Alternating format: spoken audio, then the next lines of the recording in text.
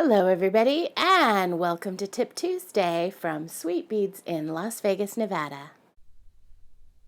Hey everybody, welcome back to Tip Tuesday. I am your host Shae from Sweet Beads in Las Vegas, and today we're going to talk about increasing and decreasing in brick stitch. Now please refer back to our earlier videos, Brick Stitch Basics, for the basics on how to do brick stitch. Or to last week's video on how to start brick stitch with a peyote stitch, instead of a ladder stitch. And this week we're going to talk about increasing and decreasing. And why would you do that? Well, if you want to make a piece like this that has a lot of kind of like in and out movements, you're going to need to learn how to increase and decrease your edges. So that's why you would learn to increase and decrease. Now, starting with this piece, this would be an increase edge, you can see, because we would need to go further out than what we are. And that would just be using that first bridge of thread.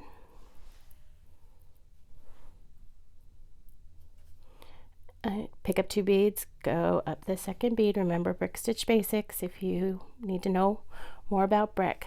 But what if we wanted this edge to be even further out? Okay, so maybe, we're building the foundation for something that goes way out. Well, what you would do is ladder stitch on as many beads as you need. So go down through that first bead that we added, pick up a bead, and go back through it. Remember, needle chases thread. See how that loops on another bead? And I'm going to go up through that bead. And then I'm going to come back because I want to keep going this way. So I would just go down. You could go down and up, but see how it's a little bit loose? So what I like to do is go down 1 bead, and you see I'm kind of coming over to the right. So I'm coming that middle bead, we're going down the middle bead and over 1 bead to the right. Then I'm going to come over 1 more bead to the right and go up the bead that we needed to be coming out from. And what that does is sort of stabilizes that edge a little bit too. Okay, and so then we would finish brick stitch like normal, pick up a bead under the next bridge of thread, up the bead, pick up a bead, and go up. And that would generally end that row. If that was a regular row, you can see it would match below. But what if we want to keep going further? Well, you're going to first use that same bridge of thread a second time. Okay, so if we only needed to add 1 bead, we would just go under that bridge of thread. It's hard to see because I've already got a bead on that bridge of thread, but you're basically just putting 2 beads on the same bridge of thread. Okay, so there we go. And now we're out a little further. What if we needed to go further on? You would do just like we did on this edge. We would just ladder stitch on a bead. So I'm picking up a bead, my needle chases my thread, and then I would go down the new bead.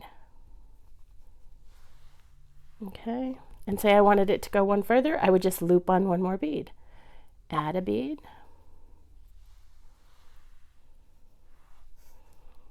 and up a bead.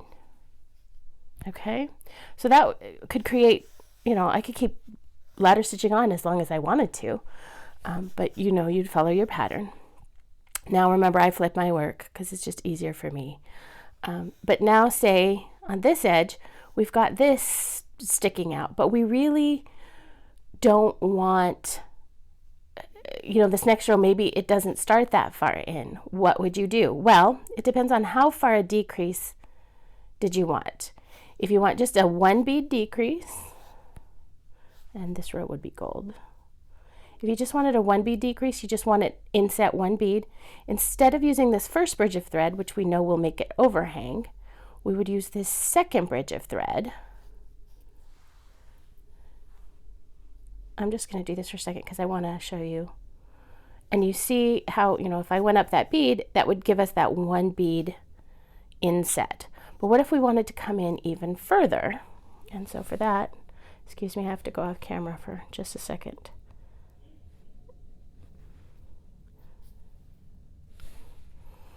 Okay, so maybe we want this to be inset almost all the way back to where we were before. Well, you're just going to determine which bridge of thread you want to be on, and you're just going to go down and up and say that's where I wanted to start, because I'm going to, and then I'm going to decrease by one more.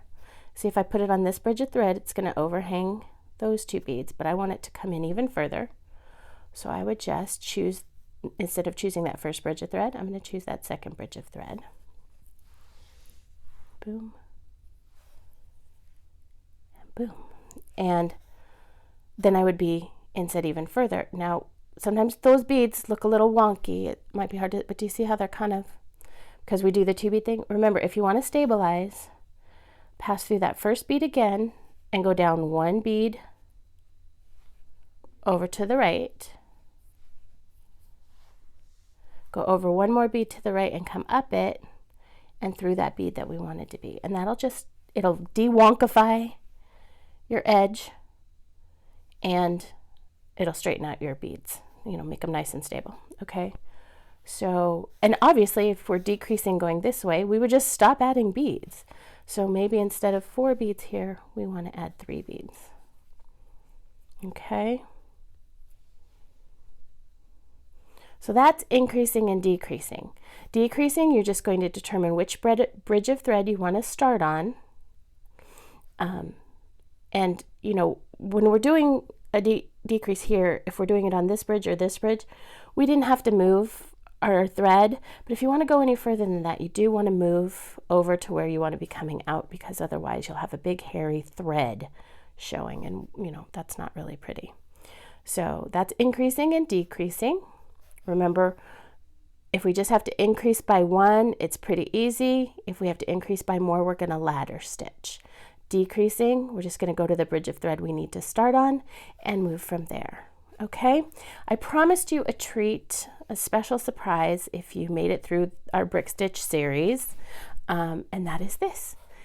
So if you go to our website, www.sweetbeadslv.com, and go to the tutorials page, there is a free pattern for my little gingham leaf. So you can download the pattern and you can follow it all along. If you're going to do our peyote stitch edge, I would suggest you start with these 2 rows, the 2 longest rows, and work your way up.